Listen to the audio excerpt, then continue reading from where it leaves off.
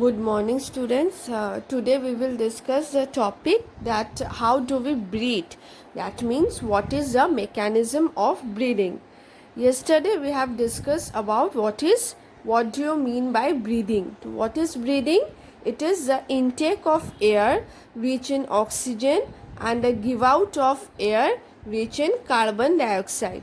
So this is called as what? Breathing. Now, breathing basically involves two steps.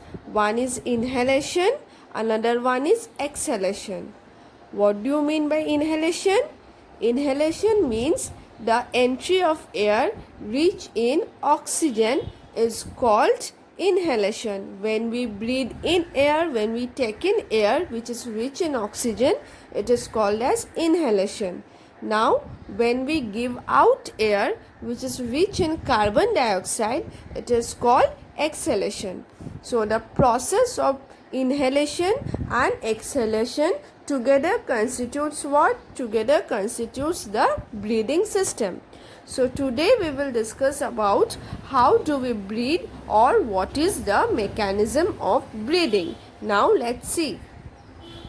Now let's understand the process of breathing. Breathing involves two steps, inhalation and exhalation.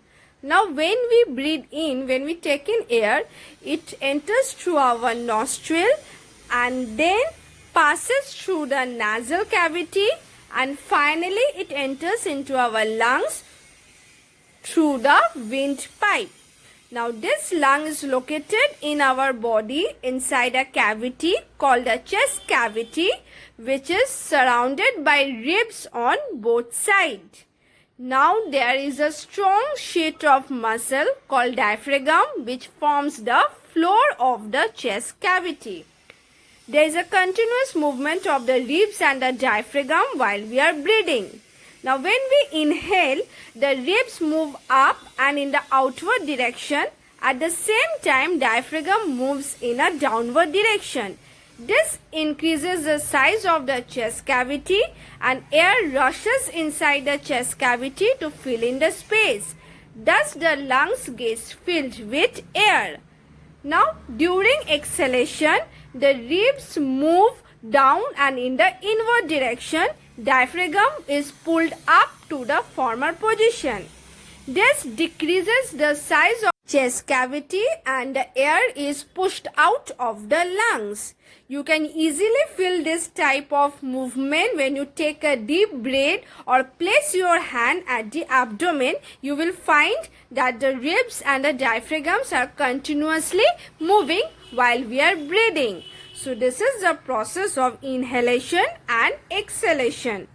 So it is bad for us when we inhale the polluted air. It means the air that consists of many dust particles. As well as smoking is also very injurious to our lungs. Smoking is actually linked to cancer and thus it should be avoided in order to keep our lungs healthy. Now, there is another interesting factor that is present inside our body. That is, you know that the air that we breathe in, it consists of many dust particles, right? It consists of many germs, polluted air, pollen, all these things. Now what happens? Inside our nose, hairs are present. Inside our nostril, hairs are present. So these hairs, they trap the dust particles that are present in the air. However, sometimes these particles pass through the hair inside the nasal cavity and irritate the lining of our cavity. As a result, what happens? We start sneezing. So this irritation results in sneezing. So it is always advised to cover your mouth and nose while you are sneezing, so that the dust particles do not enter into someone's body. This is all about the mechanism of breathing. Now let's understand this topic in details with the help of an experiment. Mechanism of breathing in human beings. Now let us understand the process of breathing through a simple experiment. You take a transparent plastic bottle, remove its bottom, Then take a rubber cork, Y-shaped plastic tube and two deflated balloons. Now to each fork or end of the tube, fix the balloons. Cap the bottle with cork. Put the tube attached to the balloons inside the bottle from its open bottom. Now make a hole in the cork and pass the open end of the tube outside the bottle through the hole. Now tie a rubber sheet at the bottom of the bottle tightly so that no air can pass through it. Pull down the rubber sheet and watch the balloons get inflated. Now push the rubber sheet inside the bottle and watch the balloons get deflated. How do the balloons get inflated and deflated when we pull or push the rubber sheet? What happens when we pull the rubber sheet outwards? The space inside the bottle increases and the air inside the bottle becomes lighter, so that the dense air rushes into the balloons from outside. The air enters the tube through the opening outside the bottle. Then the air travels through the tube and enters the two branches of the tube and into the balloons. When we push the rubber sheet inside, the space in the jar is reduced and the pressure is increased. This pushes the air out of the balloons. The balloons gets deflated. Now let's see how it is correlated to our breathing system. The bottle is like a human body. There is an empty space or cavity inside the body filled with air called body cavity.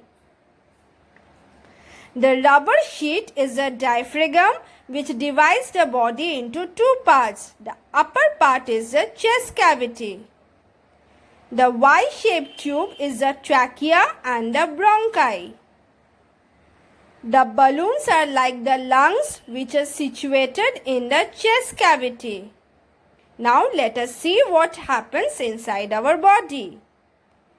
The opening of tube outside the bottle is the opening in the nose, which is the nostril. When diaphragm goes down, it makes the chest cavity larger. In the same manner, when we pull the rubber sheet, the space inside the bottle gets larger. The oxygen-rich air from outside enters the windpipe through the nostril.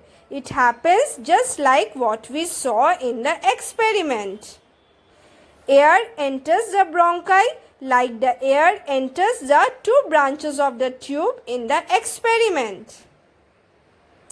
Then finally air goes to the lungs and the lungs gets inflated as the balloons in the experiment. Similarly, when we push the rubber sheet or the diaphragm, it moves the air up and cavity becomes denser. There is more pressure on the balloons or the lungs and the air gets out of the body through the same part as before. That means from lungs to the bronchi, windpipe, nasal cavity, nostril and finally out of the body. Thus, the breathing is controlled by the movement of diaphragm.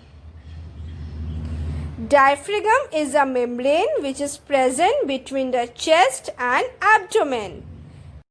This is all about the mechanism of breathing. This is a very important topic of this lesson. So go through this video lecture again and again and read the textbook also so that you can clearly understand this topic.